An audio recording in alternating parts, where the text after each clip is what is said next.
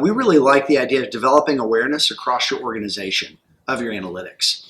It's not always the case that everyone in your organization has the same set of assumptions about how the internet works and what it means to the company. So they may not all be sensitized to some things that you want to promote and actually see happen more often. Can I interject one? This is based on what you said. Yeah. So you might care about leads, but what do salespeople care about? Qualified leads. That's right. So you might be in your dashboard bragging about leads if you're in one part of the company in the marketing side, but your salespeople are going like, I don't care if there's 100 leads. Like that's right. 60% of those were trash. So yes. that means you want to include qualified leads in your dashboard. Yes. Right? Sorry to interrupt, but no, that's exactly related right. to what you said. And to build on what you're saying, leads are a little bit like hits. What is a lead? Right. So sometimes if a company makes an investment maybe in using a database for doing some email marketing, they may sort of consider all those outreaches leads. Well, they're not. And the salespeople are going to say, wait, what is this stuff? This isn't, you're giving me just cold information. This is just data. These aren't leads. And so once you start to promote, these are the numbers we're looking at, you may have some people kind of push back and say, hey, that's not really what matters. And that's where it gets interesting. Yeah. Because then you're working as an organization to say, hey, what really makes us better? What really benefits us? At the end of the day, what's a real win? So then you've got leads, qualified leads, on-site quotes given. Yep. Pricing sent. Sales. Pricing so then you could really build your funnel and track it over time. And that's where it gets really interesting and really effective. Yeah. In my sales funnel, we don't consider it a lead unless it's a qualified lead, and it's on a path for a request for pricing.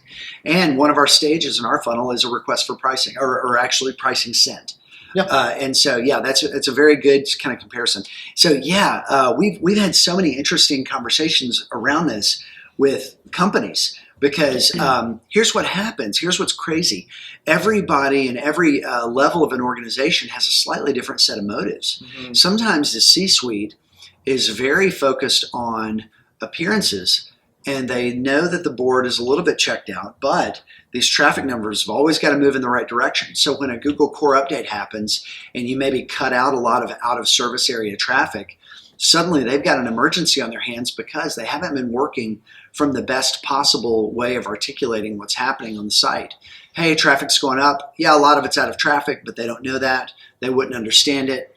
They're not sophisticated people with Google Analytics data. And sometimes they're very bottom line oriented. Yeah. And I would say maybe more often than not, they're like, I don't care how many hits you got. Like I care about how many new customers we have. Yep. How many customers did we lose, and what's the bottom line? That's right. So being able to discern what are the actual real levers that drive the numbers that matter most. And then what we're doing with a lot of folks is setting up even regular pulse information. So something that I think is very valuable is looking at year over year.